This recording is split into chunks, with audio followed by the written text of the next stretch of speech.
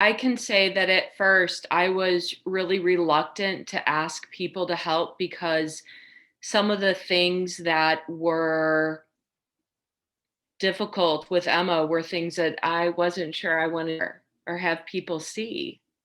And then as her difficulties and problems became bigger and more difficult, I realized I could not do this alone and that I really did need help. And I had to be vulnerable and let people in. And then when they were let in, they were grateful that I trusted them enough to let them in. And it was hard because Emma was on a feeding tube for a long time and heart rate monitor and all those things. And I was afraid to leave the house, but I needed to.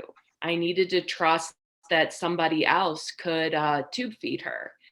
And in the end, the people that I let in are now definitely part of her circle. We call it circle of friends.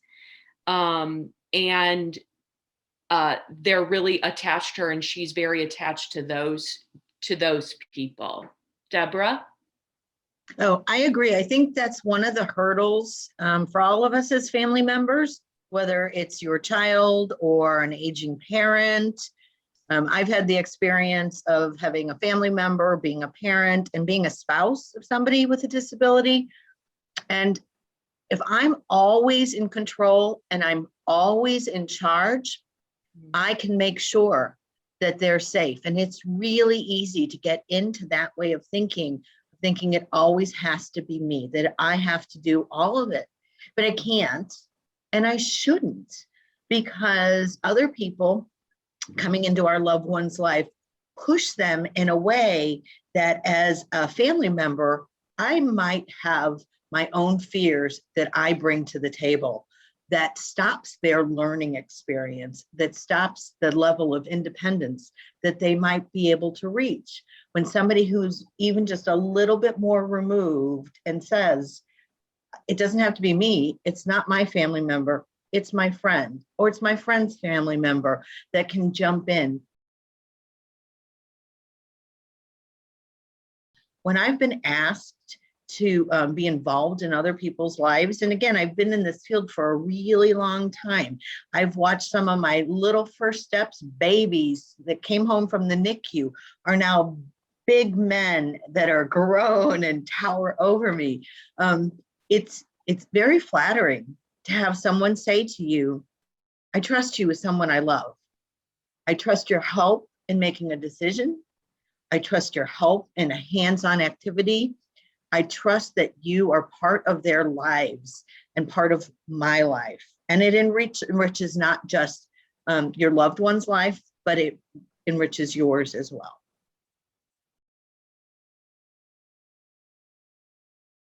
If your child has a vision and you help them plan to make that vision a reality and it fail, that is an absolutely wonderful experience to go through because they have to learn how to get through failure. I have a typically developing daughter. She has to learn to get through failure too. So I think a lot of times we think, oh, this is a child with special needs, so that's the reason why there's going to be a failure. Well, the truth is a lot of typically developing kids fail too. So you can't just say this is because they have special. I think it's kind of like my daughter had horrendous behavior.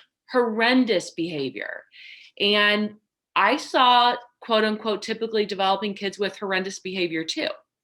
So I guess that's my point. We just can't blame everything on that. Now, I came to find out later that there were some things wrong and that's what was causing the behavior. But I think it's important to have the failures too, is my point.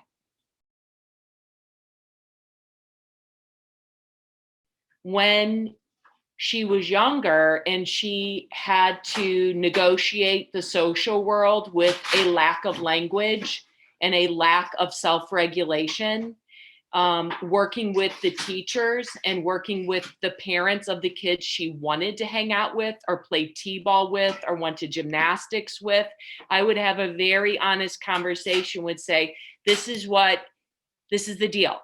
This is what could happen. Want you to be prepared. this kind of a tantrum is really difficult to watch, but this could happen, but I need your help. I need this girl to figure out how to negotiate these difficult social situations, and I'll be right there and I'll provide the language for her. And most parents all were very, very helpful with that. In the neighborhood, if the kids were out riding bikes, she can't ride a bike, specialized scooter type thing that she could ride. Talk to the parents in the neighborhood. This is the deal. This is what could happen. But I need her to participate in the social life of this neighborhood. She's growing up with these children. So what can we do? And we came up with a list of activities like riding these bikes, shooting baskets, allowing their child to come into my home to do pretend play or a cooking activity or sewing activity or whatever.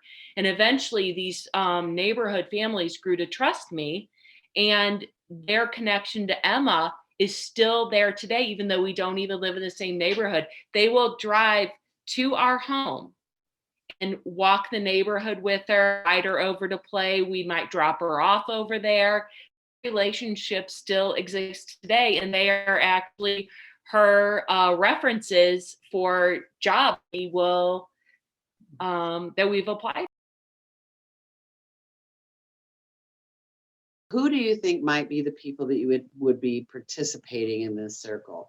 How can you connect interest and availability? And maybe what are the pressing needs that you might motivate you to be vulnerable and address them? Debra, first you, and then Erica, if you could just talk about maybe a specific area where you asked people to help in certain ways. And Erica, you've already done that in regards to some of the play activities for your daughter, but let's just walk through kind of how you decided who to ask and how to do it. Debra, let's start with you. So again, I started with my family member and asked, who is it that you would like to help make these decisions? If it's not me, or if it's not one of your siblings, who would it be? And we talked a lot. And of course, as parents, we worry about health and safety a lot. And that's where we started, with health and safety. And picking out family members that had those levels of expertise was where we started. So I have a nephew who is a nurse, a very compassionate young man who is very thoughtful. And when we approached him and said, "You're a nurse, can you be the person to help make some of the medical decisions, or help describe or explain some of the medical decisions?" Even as a young man, he was thrilled to be thought of, to have that. Looked at other family members who had areas of expertise in financial, and said, "You're really good with money, and if they need help, can you be the one to help them?" And again, discussing it as, you have to really be able to trust somebody. And we moved out. So we started with that inner circle. We started with our immediate family. We worked out to our siblings and aunts and uncles and cousins.